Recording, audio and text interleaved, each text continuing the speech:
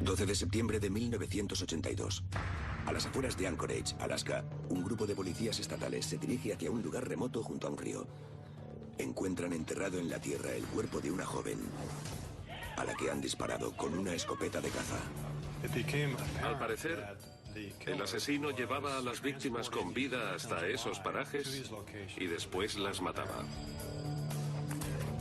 La policía emprende la búsqueda de uno de los peores asesinos en serie de Norteamérica.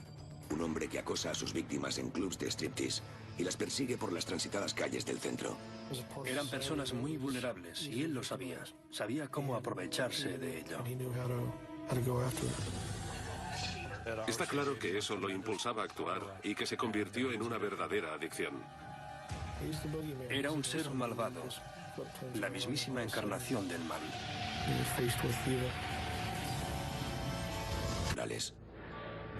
Se considera uno de los mejores lugares del mundo para practicar la caza mayor. Pero a principios de los 80, la amenaza cayó sobre otro tipo de presa. Esta vez, en el interior de la ciudad.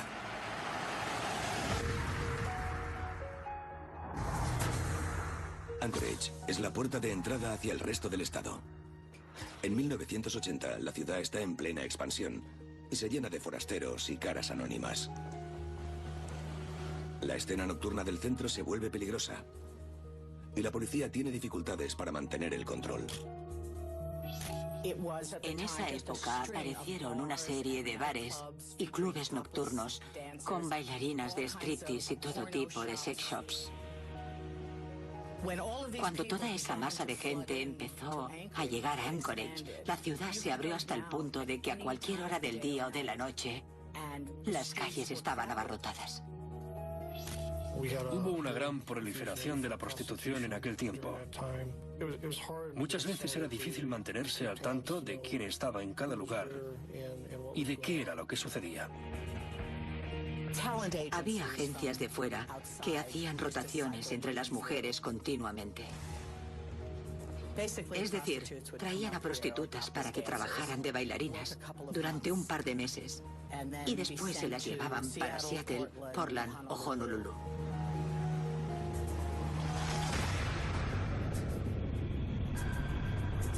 El 17 de noviembre de 1981. Sherry Morrow, de 23 años, se despide de su novio en un bar del centro donde trabaja de camarera y stripper. Al día siguiente, parece haberse esfumado.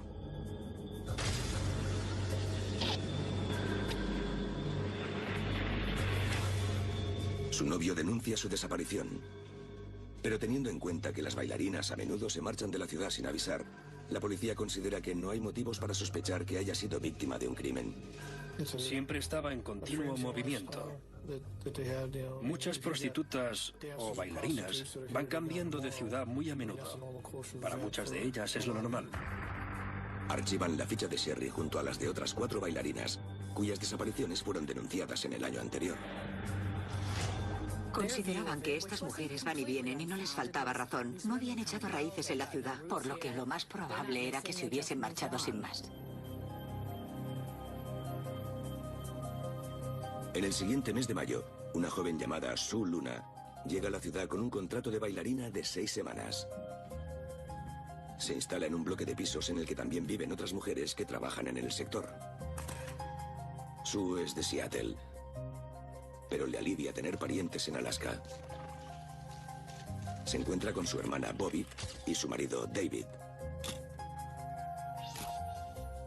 Mi esposa era un poco mayor que ella y se sentía muy unida a su hermana. Ella era una chica muy maja, muy simpática y muy correcta. Aunque Bobby se alegra de ver a su hermana, le preocupa el hecho de que trabaje en un club de striptease. Le consta que ha habido casos de bailarinas que han desaparecido y por ello trata de convencer a Sue de que lleve un arma para estar más segura. Le dijo a Sue que era mejor que llevase un arma y le ofreció una pistola pequeña que tenía. Le dijo que la cogiera, pero ella no quiso. Sue le garantiza a su hermana de que no hay de qué preocuparse y regresa al centro de Anchorage tras prometerle que volverá a visitarla en su próximo día libre. Sin embargo, cuando ese día llega, Sue no aparece. Susie tenía que venir a ver a su hermana el miércoles, pero no apareció. Bobby la llamó varias veces, pero no pudo localizarla. Bobby se presenta en el bloque de pisos de Sue y descubre que su hermana pequeña no ha pasado por casa durante al menos los últimos 3 días. Pensó que tenía que haberle pasado algo malo, aunque no sabía exactamente el qué. Se preocupó muchísimo.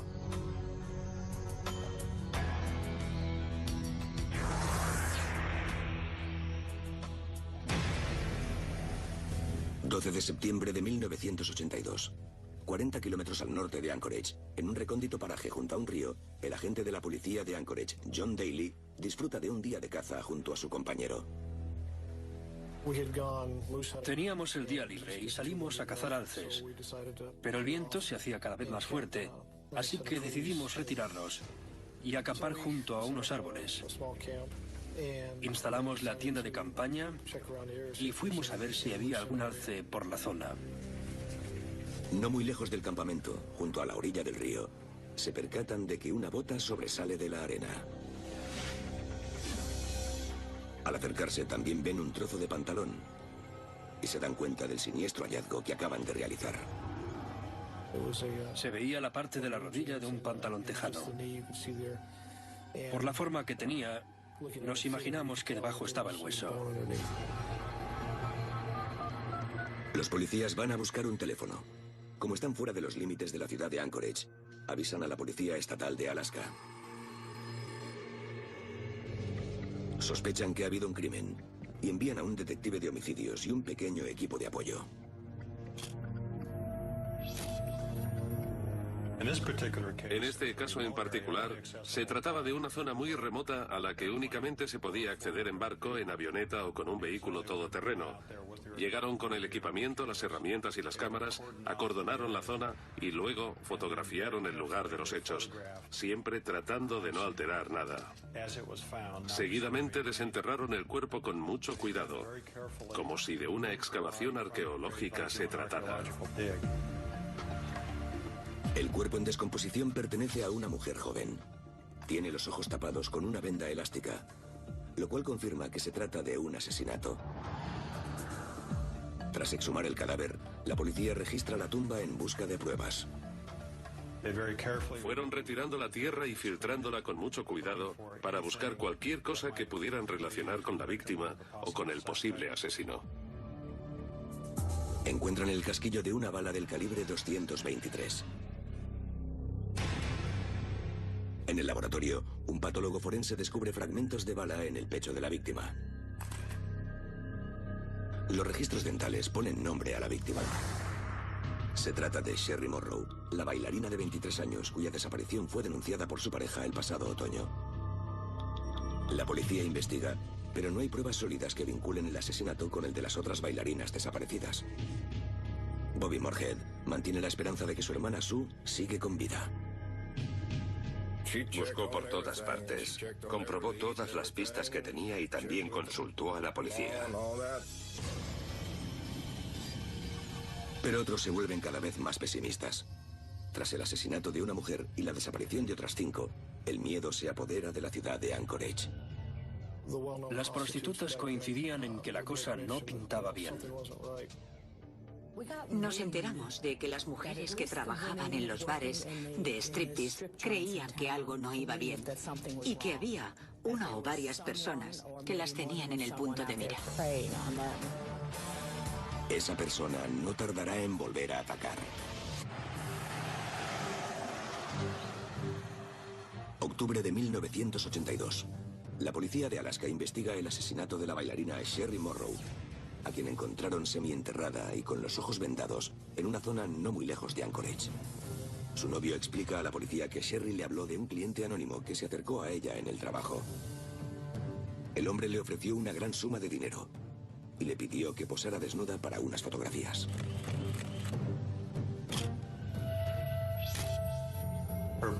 Su novio nos comunicó que se había citado con un desconocido para realizar una sesión fotográfica.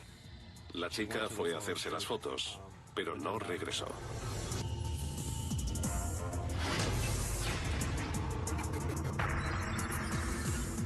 Al mismo tiempo, la policía estatal y local estudian los archivos de las otras bailarinas desaparecidas durante los últimos 2 años. Cuando se fijan en el caso de Su Luna, descubren una inquietante conexión. Su también tenía planeado asistir a una sesión fotográfica con un hombre desconocido el día que desapareció. Con el fotógrafo misterioso como principal sospechoso, las policías estatal y local se infiltran en la escena nocturna. Entonces empezamos a pasar mucho tiempo en bares nocturnos tratando de identificar a personas que se comportaran de manera extraña o que de algún modo nos llamaran la atención. Conseguimos elaborar una lista de unos 15 posibles sospechosos con la colaboración de muchas de las chicas que trabajan en bares y clubes nocturnos. Las mujeres llaman a muchos de los hombres de la lista malas experiencias. Son clientes que tienen extraños fetiches sexuales o tendencias violentas. La policía investiga el historial de conducta de cada uno. Examinan con detalle sus historiales delictivos, especialmente los que tienen que ver con armas de fuego o agresiones. Algunos de los hombres de la lista resultan haber tenido contacto directo con la víctima, Sherry Morrow, antes de que desapareciera. La policía se encuentra con ellos y los interroga a fondo. Admiten ser asiduos de los clubes nocturnos, pero los detectives no hallan motivos para vincularlos con el asesinato. Cada semana que pasa dejan nuevos incidentes y la lista de sospechosos aumenta.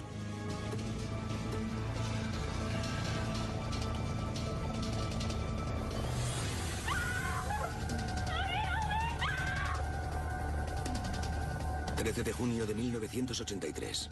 Por la mañana se oyen gritos en el centro de Anchorage. Una chica de 17 años, originaria de Oregón y que trabajaba de prostituta, corría despavorida por la Quinta Avenida con las manos esposadas.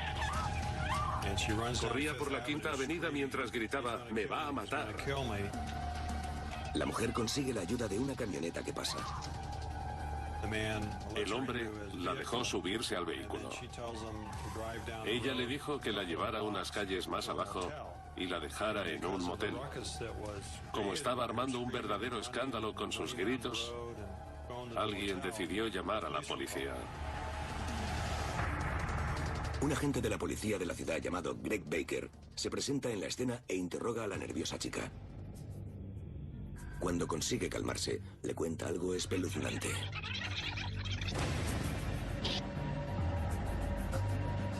Dice que la noche anterior estaba trabajando en una esquina del centro, cuando un hombre se le acercó en su coche. Quería tener sexo con ella a cambio de dinero. Ella aceptó y subió en el vehículo.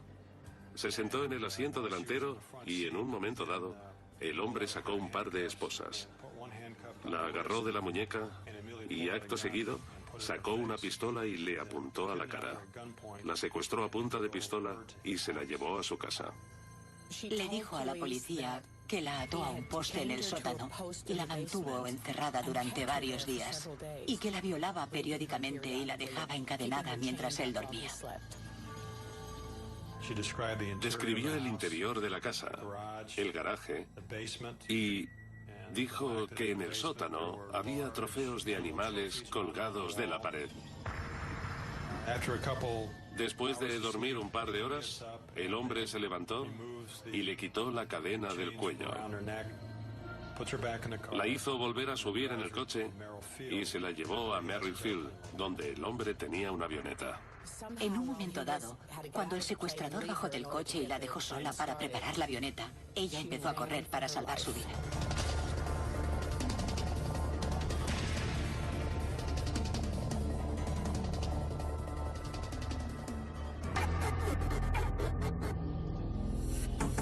Esa misma mañana, la policía de la ciudad investiga la historia de la joven.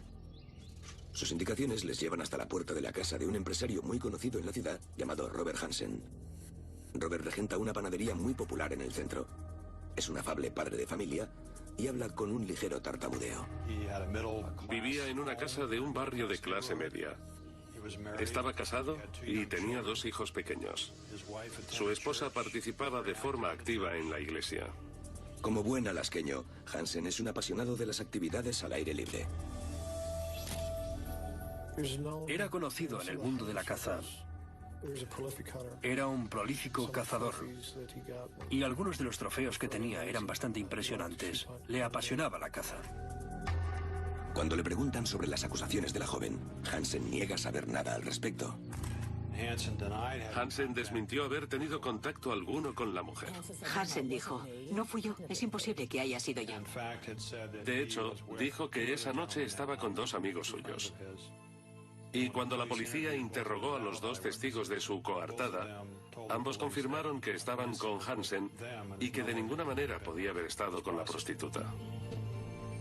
La policía estaba ante una prostituta de 17 años que acusaba a un respetable empresario de la ciudad, asiduo a la iglesia y que vivía en un barrio decente y que además tenía 2 amigos con características similares que apoyaban su coartada. A pesar de que no formulan ninguna acusación contra él, proporcionan el nombre de Robert Hansen a quienes se encargan de investigar el asesinato de Sherry Morrow y los casos de las otras bailarinas desaparecidas. Lo agregan a la lista de sospechosos, que cuenta ya con casi 2 docenas de nombres. Al mismo tiempo, otra lista crece de forma alarmante. En verano de 1983, ya son 3 más las mujeres cuya desaparición ha sido denunciada, y la lista de desaparecidas se eleva a 10.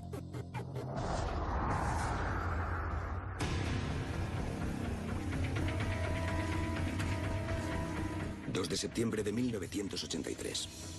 Junto al mismo tramo de río en el que encontraron el cuerpo de Sherry Morrow, unos cazadores divisan unos huesos que sobresalen de la tierra. Cuando se acercan, descubren que se trata de un cuerpo humano en descomposición.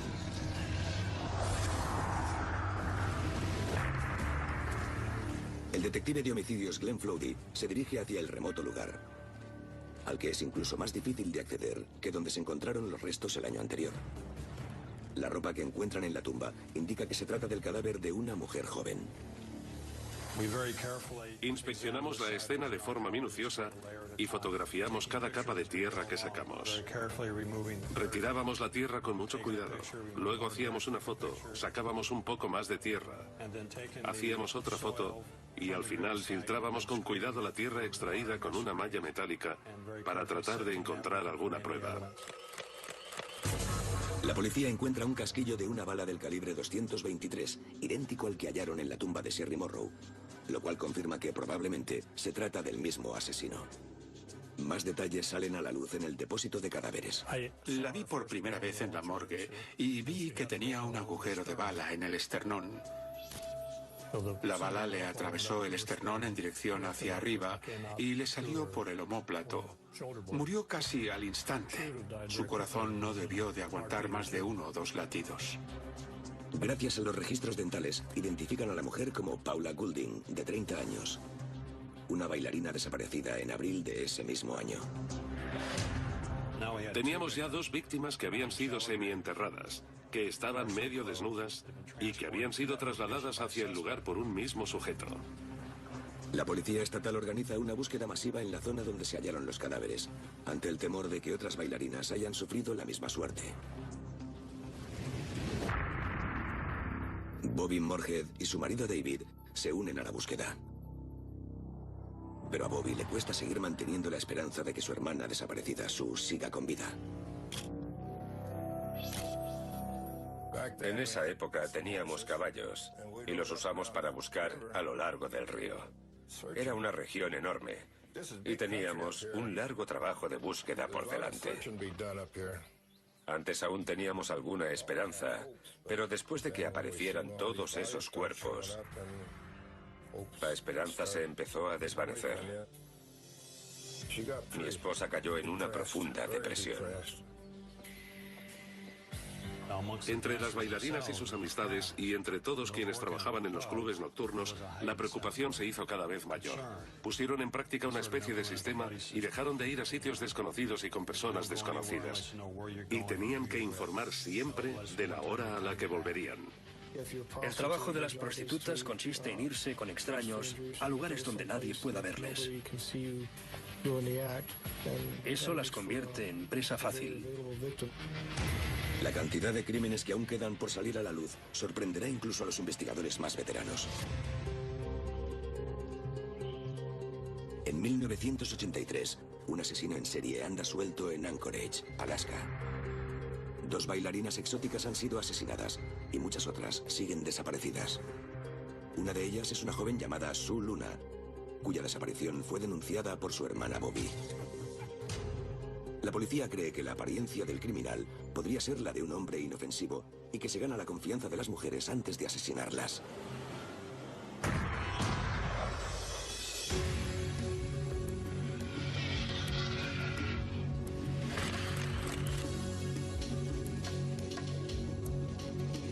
Mientras la policía estatal investiga los asesinatos, un agente de la policía de Anchorage sigue con el presentimiento de que el responsable es el apacible Robert Hansen, el panadero tartamudo al que una prostituta acusó de violación ese mismo año. Aunque Hansen tenía una coartada y cerraron el caso sin demasiadas contemplaciones, el agente Greg Baker considera que hay que investigar más a fondo. Rebuscó por todos los archivos del departamento para ver si aparecía el nombre de Hansen por algún lado. Recuerden que esto fue antes de que hubiera ordenadores y que si no te condenaban por algún delito, te abrían un expediente. El informe de la policía sobre lo ocurrido se archivaba y se guardaba en algún cajón. Lo que Baker hizo fue buscar entre un montón de páginas y al final encontró al menos 3 incidentes en los que las prostitutas habían acusado a Hansen de agredirlas y tratar de secuestrarlas, aunque no llegaron a encausarlo por ello. El agente Baker muestra los resultados de su búsqueda a quienes llevan a cabo la investigación de los asesinatos. Gracias a los viejos archivos, descubren una propensión hacia la violencia contra las mujeres que se remonta a muchos años atrás. Cuanto más ahondan, más información parecen conseguir. En 1971, en unos informes consta que Hansen secuestró y violó a una prostituta, crimen por el cual nunca fue juzgado. Aunque lo condenaron por agresión ese mismo año, pasó un tiempo relativamente corto en prisión. Era un hombre de la zona al que nosotros en particular no conocíamos. Pero otros agentes ya se habían topado con él en otras ocasiones hacía años. De hecho, en la policía lo conocían bastante bien, pero por alguna razón había conseguido escabullirse del sistema de justicia penal. Fijándose en las investigaciones por los 2 asesinatos, los detectives se percatan de algo sorprendente. De todos los hombres de la lista, solo Robert Hansen dispone de un vehículo que pueda llegar a los lugares donde fueron enterradas las bailarinas. De toda la lista de sospechosos, solo uno de ellos era piloto y poseía una avioneta, y era Robert Hansen. Por lo que centraron toda su atención en él. Por fin teníamos a alguien realmente sospechoso. La policía sigue a la chica de 17 años que recientemente ha acusado a Hansen de secuestrarla y violarla. Si su intuición es certera, logró salvarse por muy poco. La policía vigila a la joven para protegerla. Encargamos a 2 agentes que le echaran un ojo y que fueran a verla cada noche para controlar la situación y asegurarse de que estuviera bien. Era nuestra testigo clave.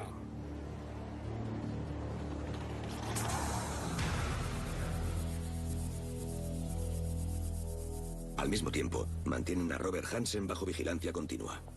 La policía todavía no dispone de pruebas sólidas que lo vinculen a los asesinatos, pero temen que vuelva a atacar. Nos preocupaba mucho pensar que el sospechoso podría secuestrar a otra persona mientras nosotros seguíamos con la investigación, quizás ante nuestras narices.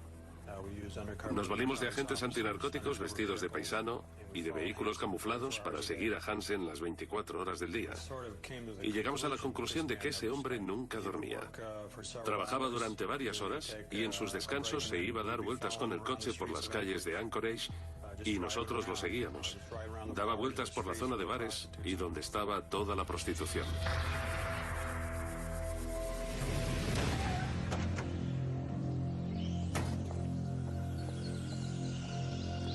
Sin embargo, los días transcurren y Hansen no hace nada que lo incrimine. Y tampoco aparecen nuevas pistas que lo vinculen a las bailarinas asesinadas. En busca de una manera para hacer avanzar la investigación, el sargento Glenn Flowdy decide adoptar un nuevo enfoque. Ha leído sobre una nueva técnica llamada perfilación criminal. En ese momento, un equipo del FBI ha elaborado un sistema para definir la personalidad de los asesinos en serie. Flowdy decide contactar directamente con el FBI para conseguir su opinión sobre el sospechoso Robert Hansen. El agente del FBI me ayudó mucho.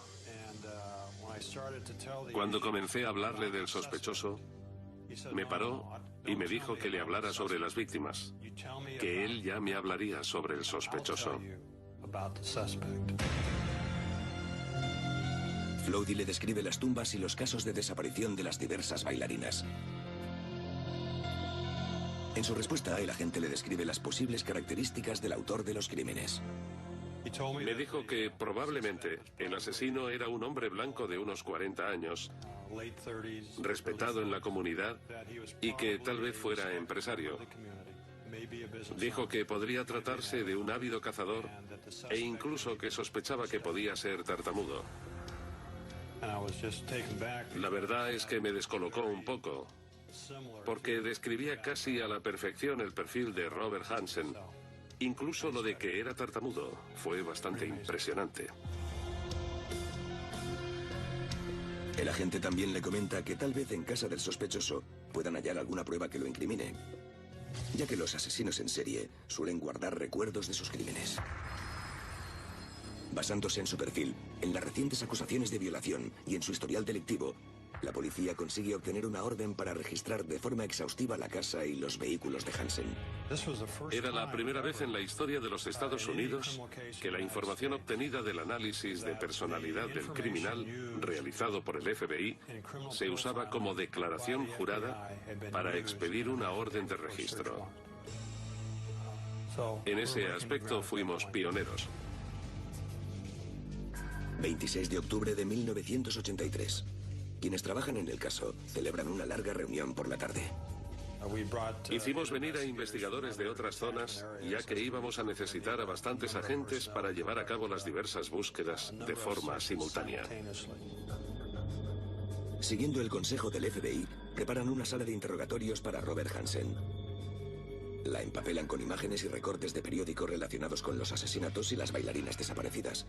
En caso de que no consigan suficientes pruebas materiales, la única esperanza para solucionar el caso podría ser tratar de sonsacarle a Hansen una confesión. Sabían que solo tenían una oportunidad y que el interrogatorio era muy importante. Para los detectives, todo depende de lo que ocurra la mañana siguiente. Si la intuición no les falla, podrán detener a un asesino en serie. Si fracasan, seguirá en libertad y podrá atacar de nuevo.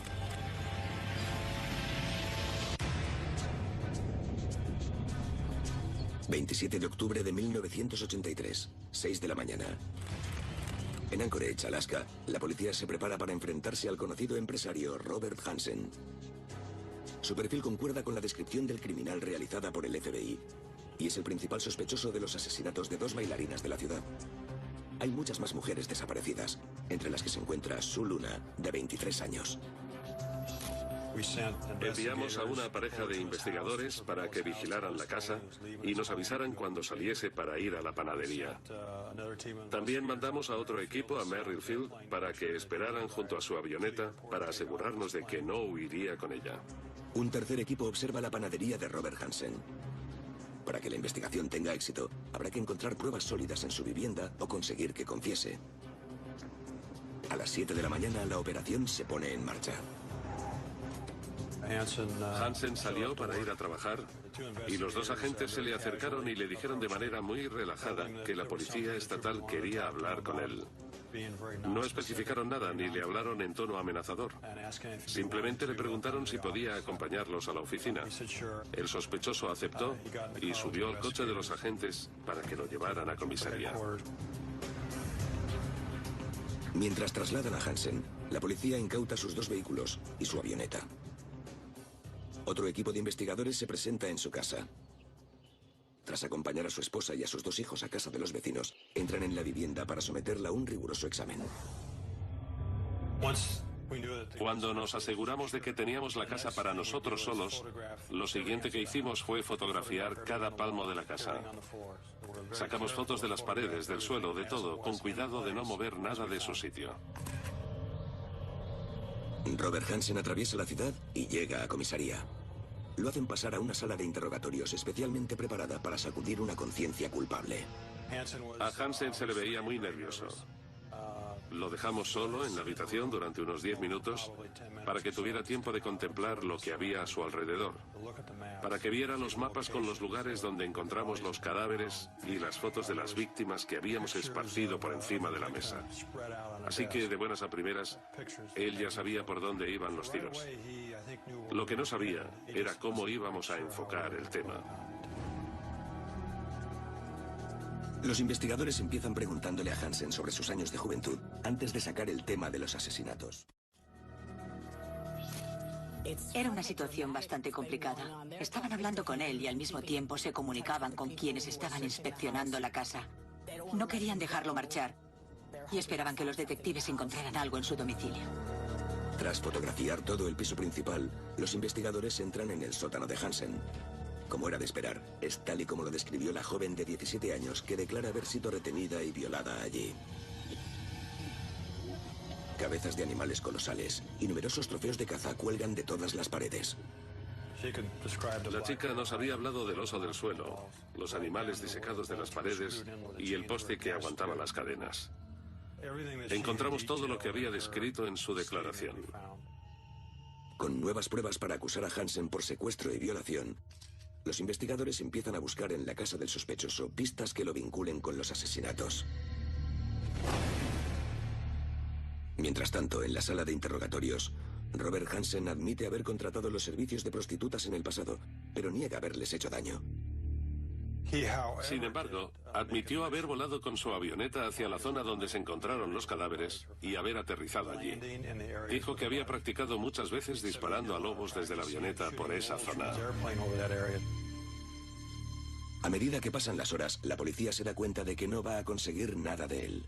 Estaba bastante claro que no iba a confesar, y él también se dio cuenta de que nosotros no íbamos a desistir, por lo que en un momento dado solicitó la asistencia de un abogado y se acabó el interrogatorio. Hansen sigue detenido, pero la policía de momento solo puede acusarlo por la violación y el secuestro de la joven de 17 años. Ese mismo día, los investigadores se citan con los 2 hombres que proporcionaron una coartada a Hansen para el caso.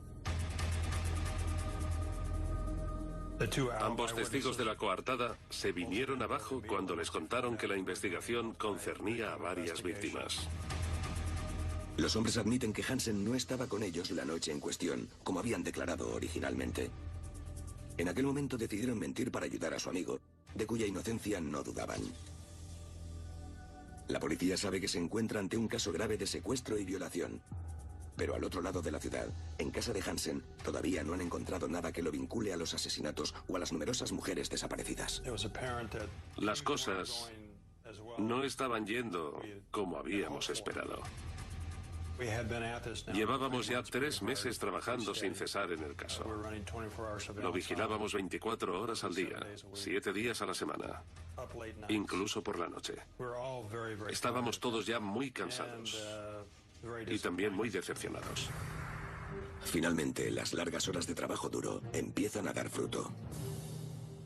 Tras rebuscar por toda la casa, uno de los detectives subió al desván y en un rincón bajo el material aislante dimos con un alijo de armas.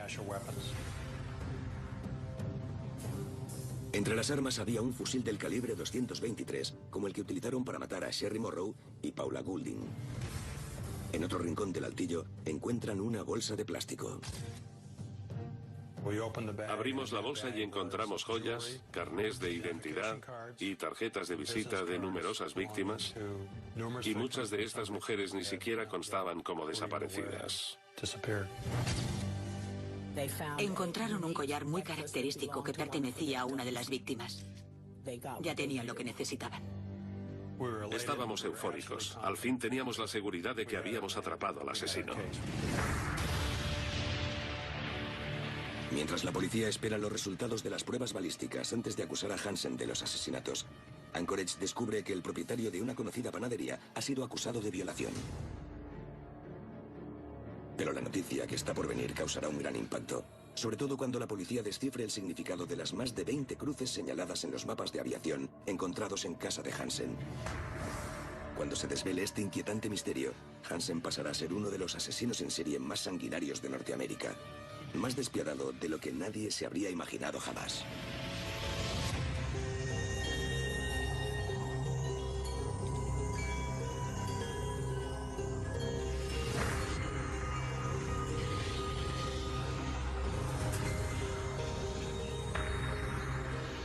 Noviembre de 1983.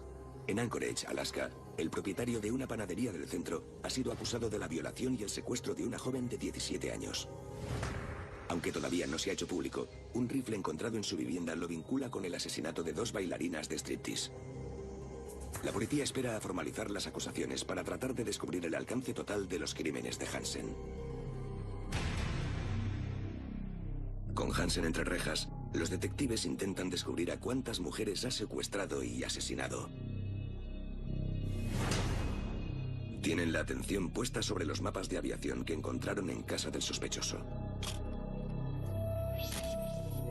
Curiosamente, en esos mapas de vuelo había dibujadas un conjunto de cruces que estaban esparcidas por un área cercana a Anchorage en un radio de unos 150 kilómetros. Las 21 marcas parecen indicar los lugares a los que Hansen ha volado anteriormente. Sabíamos que era muy aficionado a la caza y en ese momento sospechábamos que las marcas indicaban las zonas por las que había estado cazando. Pero los detectives se dan cuenta de que 2 de las marcas coinciden con puntos en los que ellos mismos han estado. Los lugares en los que hallaron las tumbas de Sherry Morrow y Paula Goulding. No eran marcas de lugares en los que había estado cazando en alguna ocasión, sino de los sitios en los que había matado y enterrado a sus víctimas. Y estos mapas tenían 21 cruces marcadas, por lo que nos quedamos totalmente patidifusos. No nos lo esperábamos. Pensábamos que quizás habría media docena de víctimas, pero de ninguna manera pensamos que podía haber 21.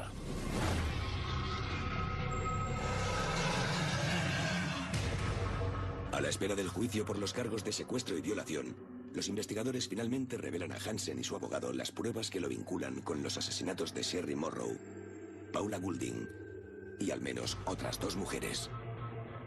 En ese momento Hansen aún no sabía que teníamos los mapas y que sabíamos lo que significaban. Consciente de que el tribunal lo declarará culpable y con la intención de evitar el escándalo que significaría un juicio prolongado, Hansen termina accediendo a proporcionar a la policía lo que le pide, una confesión completa. En un principio, Hansen admitió haber cometido 3 de los 4 asesinatos, los únicos que en teoría conocíamos. Fue entonces cuando el fiscal del distrito le dijo que teníamos los mapas, le enseñó una copia y le dijo que irían a cada uno de los puntos marcados, encontrarían los cuerpos y volverían para acusarlo de los asesinatos. Le dijo que así lo harían con todas y cada una de las cruces. Así que, o bien se lo contaba todo, o bien esperaba a que volviera. Se lo debía a las víctimas y sus familias.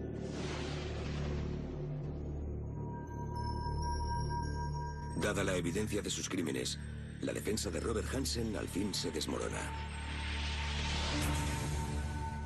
Durante los próximos días confesará un total de 17 asesinatos y 30 violaciones, la mayoría de bailarinas y prostitutas del centro de Anchorage. En muchos casos se acercaba a las mujeres con afabilidad, ofreciéndoles dinero fácil. Una vez a solas, tomaba el control de forma violenta. Las violaba repetidas veces y las mantenía en cautiverio, a veces en refugios de caza durante varios días. Aunque Hansen no llega a admitirlo, la policía está segura de que soltaba a las víctimas para después cazarlas y finalmente matarlas.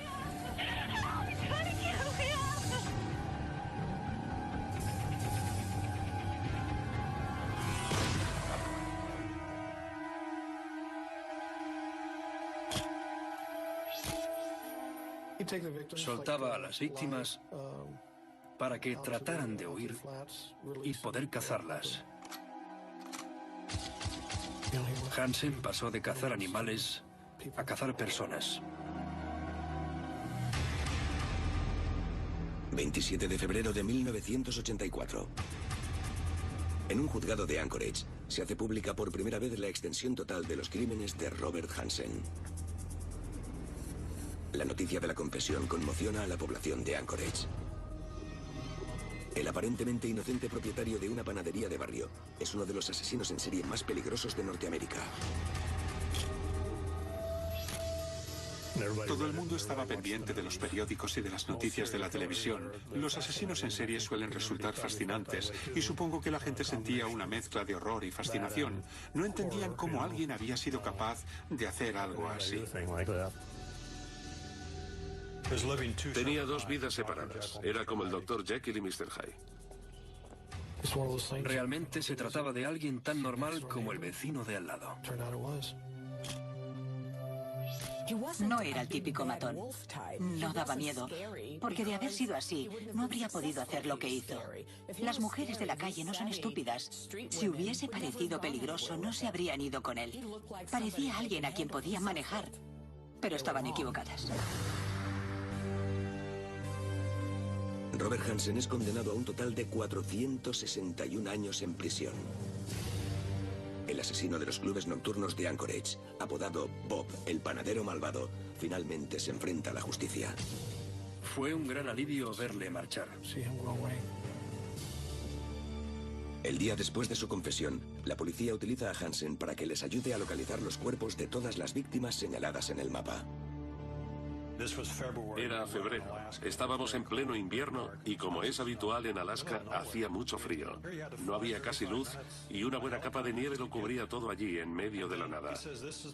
Tardamos como 35 minutos en helicóptero en desplazarnos al lugar. Cuando nos dijo que habíamos llegado, aterrizamos. Entonces nos pusimos las botas de nieve, nos adentramos unos 200 metros en el bosque y Hansen se puso de rodillas y empezó a apartar la nieve mientras decía: es aquí, aquí es donde la enterré. Por supuesto, uno no puede excavar con las manos en una capa de 1 metro de nieve, por lo que lo sujetamos y le dijimos que se detuviera, que marcábamos el sitio en el mapa y ya volveríamos más adelante. Parecía orgulloso de acordarse del lugar exacto al que tenía que ir y de cómo llegar. Seguimos marcando el resto de tumbas y luego vino la ardua espera hasta que se fundiera la nieve en primavera y pudiéramos comprobar si había dicho la verdad.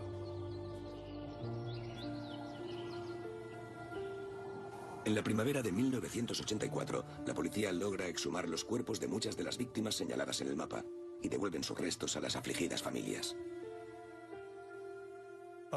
De las 21 cruces que había en los mapas de Hansen, admitió haber asesinado a 17 víctimas. De esas 17 creo que encontramos 11 cuerpos. Su Luna es una de las víctimas cuyos restos han podido recuperar, lo cual reconforta de algún modo a su hermana Bobby. Fue un gran alivio. Al recuperar el cuerpo de su hermana, pudo recuperar de algún modo la paz que había perdido. Las familias de las víctimas nunca podrán librarse del sufrimiento que sienten. Sus madres, sus padres, sus hermanos, sus amigos. El dolor en todos ellos nunca se desvanecerá. Y eso afectará a toda la comunidad. Robert Hansen permanece entre rejas en una prisión federal. Su larga condena hará que nunca más pueda volver a cazar humanos. Si en Alaska existiera la pena de muerte, el suyo habría sido un caso más que apropiado para ejecutarla. Supongo que ahora está donde tiene que estar. No creo que pueda volver a caminar libre por las calles, o al menos eso espero. Aunque si logra salir, no lo dejarán libre del todo. De eso estoy seguro. Jamás entenderé cómo pueden existir semejantes monstruos.